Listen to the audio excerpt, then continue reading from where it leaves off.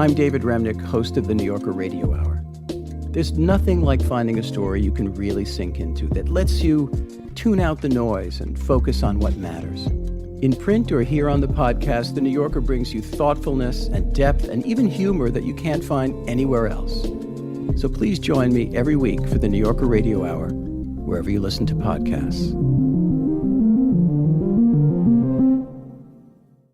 His mom would yell at him, tell him to stop. But Oliver Nyirenda just couldn't. He was obsessed with playing soccer, and his friends needed him on the pitch. I was never left out of the team, no matter what.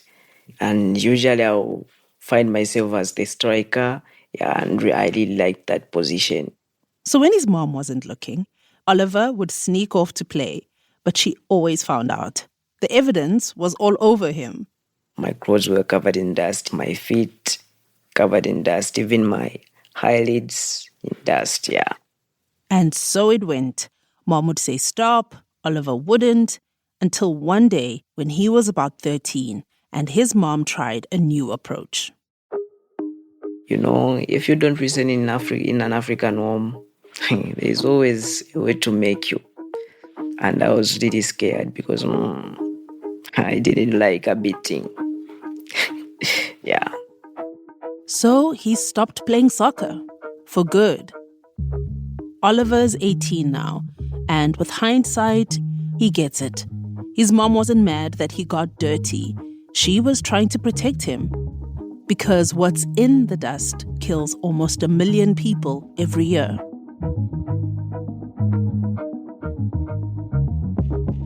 This is Radio Workshop. I'm Lesedi Mokgwatle. So, what's in the dust? To answer that question, we went to Zambia to meet Oliver and his family in their hometown of Kabwe. Kabwe is the capital of Zambia's central province. It's home to about 300,000 residents, a major university, the province's most popular radio station, and a sprawling crop of avocados, destined for sale in South Africa and Europe. Oliver says for people who've never been to Kabwe, it's important to know that his town is full of hard-working people. Kabwe is a busy place, so immediately you will hear a lot of people chattering because this one will be advertising his business on a loud voice. There are many entrepreneurs and their businesses are prospering. The town's origins date back to the early 1900s, when an Australian geologist discovered large deposits of lead and other valuable minerals. Prospectors called the area Broken Hill, after a lead mining town in Australia. Years later, the town was officially renamed Kabwe, which translates to the Stone of Ore in Bemba, the local language. The lead mine is long since shut down, but its legacy remains central to the town's story for all the wrong reasons. Kabwe is one of the most polluted towns on earth. Experts call it a sacrifice zone because it's been left permanently polluted. You see, almost 100 years of mining released staggering amounts of lead into the air, and the wind blew it all across Kabwe. The lead got into the soil. Still today, the wind carries that toxic lead dust. It gets into food, water, and people's homes. And that's why Oliver's mom kept him away from the soccer field. If I was a mother and had my child in Kabwe, I would also be very concerned. That's Juliana Kippenberg. She spent many years trying to protect children in Kabwe as part of her work with Human Rights Watch. Juliana says lead is a silent killer.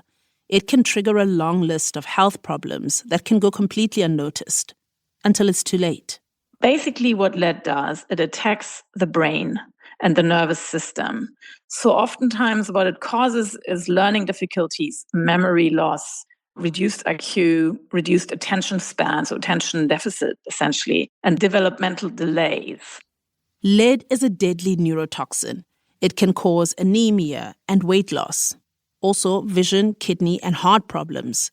Lead poisoning kills almost 1 million people around the world every year. Children are especially vulnerable. They can develop lifelong health problems. Even later in life, cardiovascular disease is considered one of the key killers, actually, for people who have suffered lead poisoning or high exposure to lead. 200,000 people in Kabwe have lead poisoning. That's 2/3 of the town's population. The World Health Organization, or WHO, recommends treatment for people with 5 micrograms of lead per deciliter of blood. Hold that number in your mind. 5. There is no safe level of lead exposure. So even 2 or 3 micrograms per deciliter are already problematic. When Oliver was 2 years old, his mom took him to the clinic for a routine checkup. Doctors told her he was underweight. She remembers that he was also slow to respond to her voice. And so they ran blood tests, and they found Oliver's lead levels were 117, more than 20 times higher than the WHO's threshold. All the clinic could offer was a nutrition-based treatment plan. The government used to provide milk, soya, as well as eggs for us who were poisoned by lead. Oliver's mom says he'd get confused and forget things easily. She'd ask him to fetch a cup, and he'd bring something else. Studies show children under the age of 7 absorb up to 5 times more lead than adults. Malnourished children are even more vulnerable. And so foods high in iron and calcium, like eggs and milk, can help to slow down the rate of absorption. But that doesn't, of course, heal anybody, because there is no real healing. That's the issue. While there is no cure, there is a treatment called chelation therapy that removes lead from the body, but it's expensive and not easily available in Kabwe. Oliver never received it. Even the chelation treatment that can be given is not actually a proper healing process. It just means that the lead in the body will be reduced. But in Kabwe, people are constantly re-exposed to lead by just walking around. My mom said she really tries to keep me away from the things which are contaminated, but it's really hard because almost everywhere I go, the contamination is there. Oliver's dad has lead poisoning too. His mom and siblings were never tested. Oliver's sitting next to his mom at their home. He's holding a microphone and looks nervous. He's always had questions about his diagnosis, but this is the first time he'll sit down and ask his mom about it. After you got the results, what were you feeling at that time?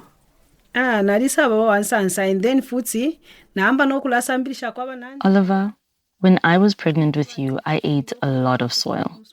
I always thought that's why you got lead poisoning. What was the main reason you were eating soil? My child, I had no idea the soil was polluted with lead.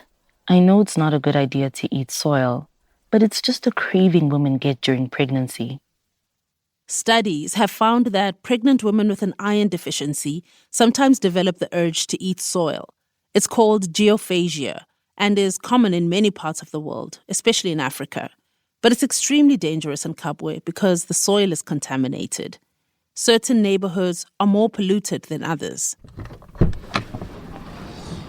Like the place where Oliver was born, Makululu. Makululu is one of 7 lead hotspots in Kabwe, where the likelihood of exposure is very high. 60,000 people live here. It is one of Zambia's largest informal settlements. Because this is their home, this is where they've grown up from, they cannot go anywhere else. That's Elizabeth Njobu, our reporter who lives in Kabwe. She says the people in Makululu are warm and welcoming. And while they face many hardships, they haven't given up. So where we are standing right now, we are surrounded by a lot of shops because we are close to a market where people come to trade. And also we are close to houses. So here... Houses are mostly made of mud bricks, which don't hold up well against heavy rains and seasonal floods. The community's water is not safe to drink. And then there's the lead. I've grown up in this community, and in my growing up, I also tested positive for lead. That's Caleb Mulenga, an activist with the Kabwe Youth Network. He says in Makululu, unemployment and poverty levels are through the roof. People sell charcoal and vegetables to get by. But there's another way to make money in Kabwe. So can you just describe where we are and what is this place?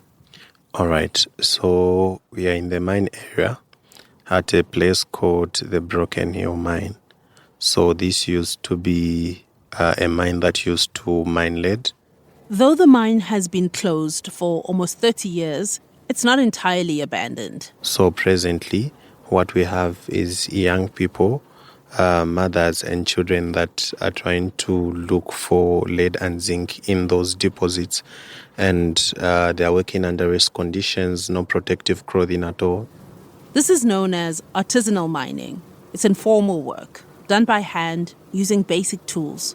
So most of these young people that are living in underserved communities come to this place to look for sources of income.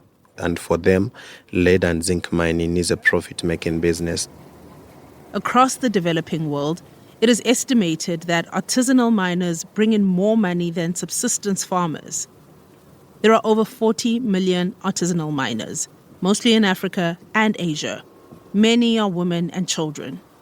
So how many people do you think work around this area, in the mine area? Probably over 200 or 300 people that are coming from Makululu, Choa, Katondo, and those surrounding areas. Next to the mine is a 100-foot tall pile of mine waste. It's the leftovers from a century of lead mining and still contains valuable minerals. It's such a dark and imposing structure that residents have given it a nickname, Black Mountain. We'll be back after a quick break. When I first started doing this, and I would talk about climate change, it was like another subject, like geology, hydrology, meteorology, and it was well received. And then at some point it got politicized. What made climate change political was the most comprehensive, longest-running propaganda campaign in U.S. history. I'm Amy Westervelt, the host of Drilled, a true crime podcast about climate change. Listen and subscribe wherever you get your podcasts.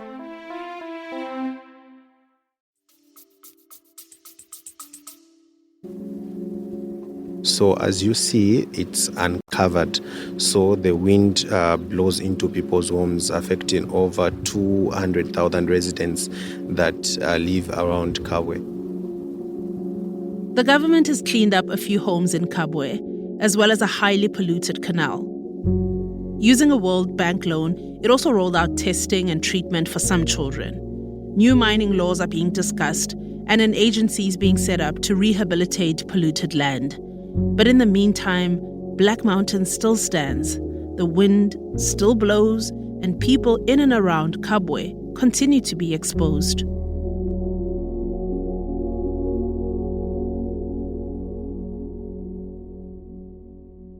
So, who is responsible for poisoning the residents of Kabwe? That's a complicated question, so bear with me while I try to explain. In 2019, a team of human rights lawyers announced a class action lawsuit on behalf of over 100,000 people living near the mine. They're seeking compensation for residents suffering from lead poisoning. The case is against Anglo American South Africa, a British-owned mining firm. Anglo admits to investing in the Kabwe mine and providing it with technical advice until the early 1970s. But the firm disputes ever owning or operating the mine and does not believe it's responsible for the lead poisoning of residents in Kabwe. The human rights lawyers disagree. They say the mine was part of the Anglo-American group when the mine's doctors found cases of children being poisoned and killed by lead. At the time, an expert recommended the whole community be relocated, but nothing changed. Many years passed, the mine changed hands, but at no point did anyone clean up the toxic waste. Not the government, not Anglo-American, no one. A court decision is expected in 2025, and while the residents await a verdict, local activists continue their work. Power Connect on Power 87.9 FM, the People's Station. Oliver became an activist in high school. He joined his school's eco club. They planted trees and spoke at churches and community halls to encourage parents and kids to get tested for lead poisoning. And sometimes he went on radio. My name is Oliver Nilenda, and my experience with working with the issue of lead poisoning is that growing up, actually, I was also once a victim of this poison. And during my last 6 months, I've spent... I know this may sound crazy, but it makes me feel good. Yeah, it makes me feel good because I can tell those people that I'm raising awareness to the advantages of doing the testing at a young age. When he was 9, Oliver's family moved out of Makululu, the lead hotspot. At 13, his mother stopped him from playing soccer, and she made him eat more nutrient-dense food. Oliver's lead levels fell from 117 micrograms per deciliter to 10. That's still twice the threshold set by the WHO, but Oliver seems to have avoided the worst of it. At school, he was always top of his class. You used to always pass number 1. Number 1 was your good position, but when you pass number 2, the teacher used to know your boy has failed. That's Oliver's dad, Austin Nyirenda. So, what kind of work were you doing when you first arrived here in Kabwe? Oliver just graduated from high school and wants some career advice. So he's asking his father about the path he took. I was working at the Orion Mining Company. We are making cobalt from ore. From the ore? From ore, making cobalt. Orion employed about 500 people from Kabwe. It's a foreign-owned firm that had Swiss, German, and South African investors. Austin says he worked 7 days a week. But when the company fell on hard times, they let him go. For the next few years, he moved from one factory to the next. And recently, he's worked at a copper manufacturing plant.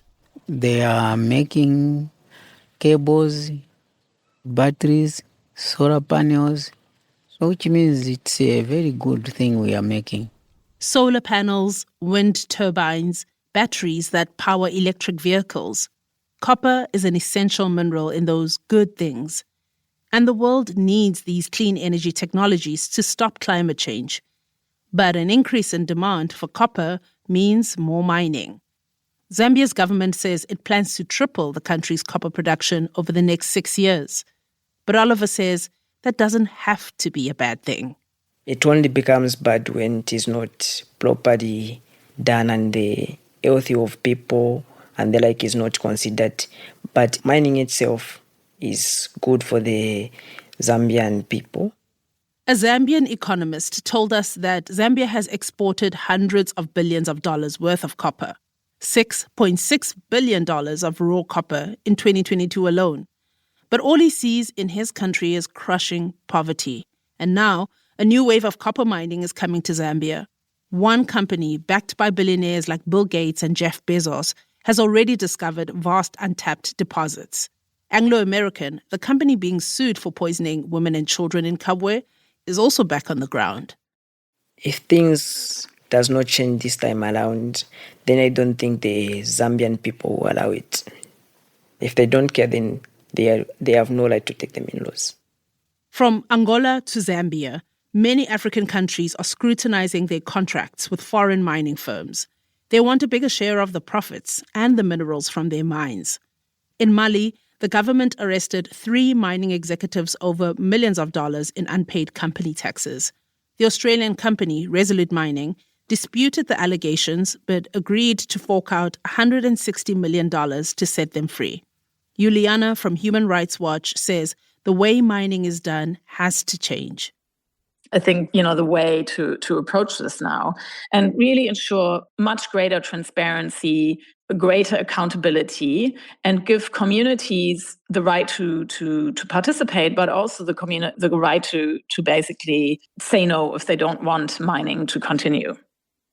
Residents in mining communities want to decide how mines are run and how profits are used. They also want a way to hold polluters accountable. As the world depends on more mining to prevent climate change, communities want protection, so that the energy transition is also a just transition.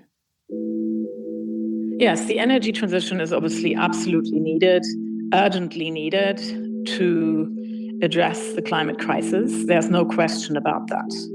At the same time, human rights and the rights of mining communities really have to be front and center in this process, and they're currently not.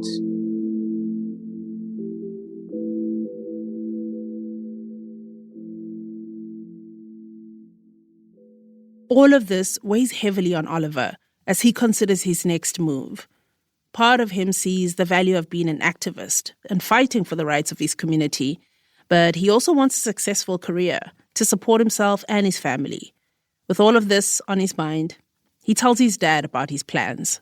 So, I want to tell you what I see for my future. In my future, I see that I'm a mechatronics engineering in this big lab, designing equipment which are more efficient and can be helpful for the development of the Zambian technology. That's what I see about my future. Do you have any advice for me? No, you can go ahead with your thoughts. No, I'm seconding you. Go ahead. So you are in support that me working in a mine, even though it caused my illness back then, it's fine? I am supporting it. When a person grows up, he has to go and stay alone. So it won't worry me because you are going there to do for your future life.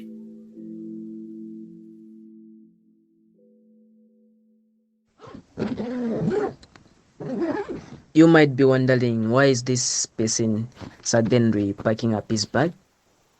A few months after we traveled to Kabwe to interview Oliver, he sent us a voice note to let us know what he's been up to. So right now I'm even finishing up with packing. I'm almost done. With his dad's support, Oliver applied to study mechatronics engineering at one of Zambia's top universities. He wants to learn how to design, build, and operate mining equipment.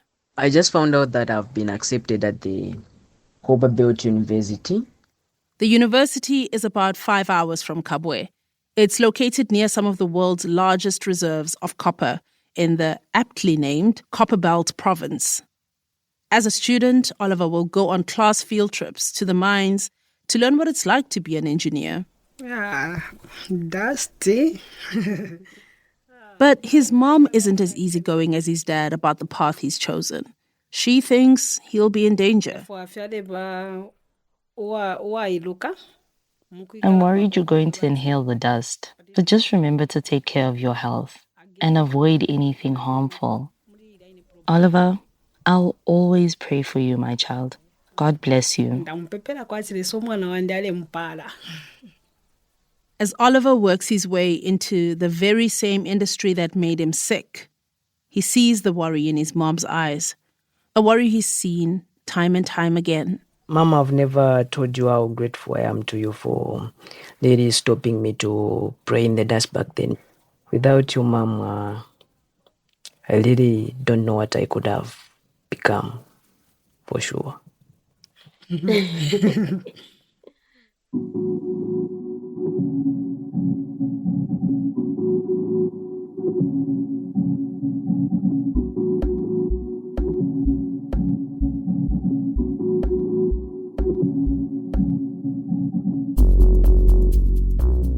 This story was reported and produced for Radio Workshop by Dashan Moodley, Naomi Gruen, and Mo Isu with support from Sam Brown. Our contributing producers in Kabwe were Elizabeth Njobvu from Environment Africa and Caleb Mulenga from the Kabwe Youth Network. A special thanks to Human Rights Watch and Mubanga Konde and the team at Power FM Radio. Thanks to Marianne Nobele, our translator. Rob Rosenthal and I edited this podcast. Production assistance from Elijah Gengan and Kondwani Banda. Elijah also designed our episode artwork. Original music by Kamani Sambu at Edible Audio in Cape Town.